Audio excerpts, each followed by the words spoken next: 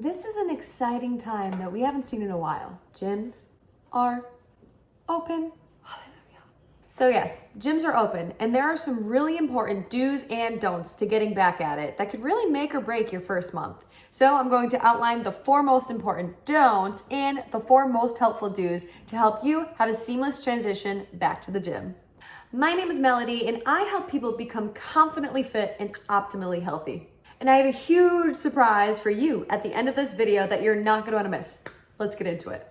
If you haven't had access to a gym in the past 3 to 4 months, it's safe to say your training has probably changed.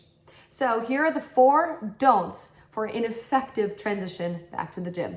Number 1, do not hammer away at one specific muscle group. Especially if you are new to weight training or you haven't been able to overload your muscles these past few months, your muscles can't take the beating that they used to. So starting with that heavy leg day or extreme arm workout is probably going to lead to more damage than good and extreme soreness. When extreme soreness happens, your muscles are actually just rebuilding to get back to baseline instead of rebuilding to get better. Not only will hammering away at one specific muscle group be counterproductive because your muscles will just have to rebuild back up to baseline and where they started, it'll also be painful. So try to avoid that. Instead, you could focus on movement patterns like a push-pull legs day, and legs could be paired with core. So each day you're hitting multiple muscle groups and every day is different for a full body workout, which is more effective at burning some extra calories you might have stored up over quarantine. Don't number 2. If you haven't been able to train at the same intensity that you left off on a few months ago, do not attempt to lift the same amount of weight for the same amount of reps that you were previously able to. With no training at all, we can maintain strength and power for about 2 to 4 weeks only. And if you overload to near fatigue 1 time per week, we can maintain strength and power for 12 weeks. But if you've had to diminish your intensity, chances are that after 4 weeks, your strength has definitely decreased. And unfortunately, the more strength and size that you have, the more you have to lose and the quicker you lose it compared to someone who is not as trained as you.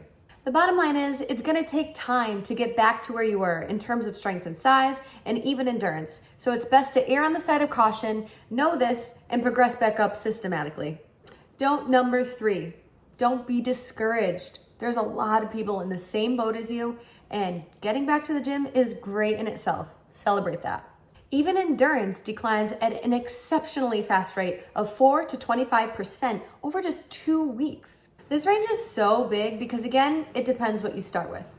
And the more trained you are, the more of a range you have to recover from, and the slower it might take. But just know it's perfectly normal and gains will come back with a smart training plan. So if you were a master stair champ 3 months ago, don't be surprised when it's really hard to even just do 10 minutes your first week back. That is completely normal, and I experienced it yesterday.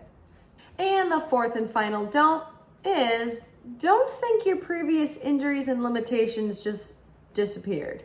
If you had a previous injury or something that bothered you before, unless you rehabbed it properly, chances are it's still there. For example, if you had knee pain when running, jumping, or doing a bunch of front squats, and then you haven't done that for a while, chances are your knee feels pretty good, but that's because you haven't been doing things to aggravate it. So tread carefully, remembering your old injuries, and respect your body by relearning its limitations. Speaking of knowing your limitations, if you've never had perfect weight training form, or you haven't been training for a consistent amount of time, which I describe as over a year, probably don't let your friend teach you how to Olympic lift or power lift or do something that really pushes your limits. Instead, train a few weeks to perfect your movement patterns and your range of motion and your form and increase your strength, and then seek professional help if you're trying to learn something new and potentially dangerous. Those were the 4 don'ts, and now it is time for the 4 most helpful do's when getting back to the gym. Number 1, for the first 1 to 2 weeks, keep the relative sets, reps, and intensity pretty low to moderate. This just means leave some gas in the tank each set. If you pick a weight that you could do a maximum of 15 reps, aim for 12 or 10 so not to induce this insane soreness that comes with going to muscle fatigue.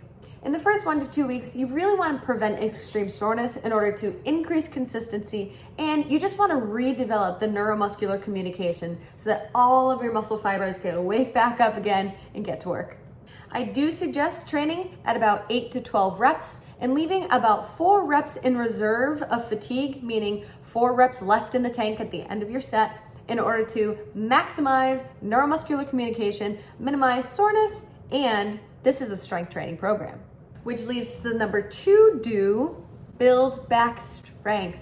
After not training for a while or training at a lower intensity, it is very likely that we lose strength, endurance, flexibility, muscular fitness, and all that other stuff that I mentioned before. And again, a great way to do this is that push-pull leg split that I mentioned previously. And if you'd want an example of how to put that into action, stay tuned to the end of this video and I will show you how.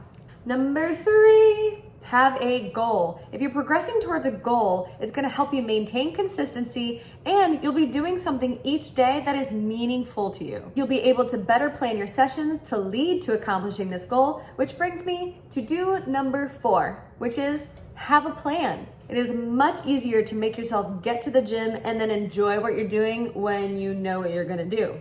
If you constantly overthink what you're going to do a few minutes before going to the gym, you're not going to want to do it and you're not going to want to go, and this is going to spike some stress hormones in the brain, and that leads to anxiety and skipping the gym.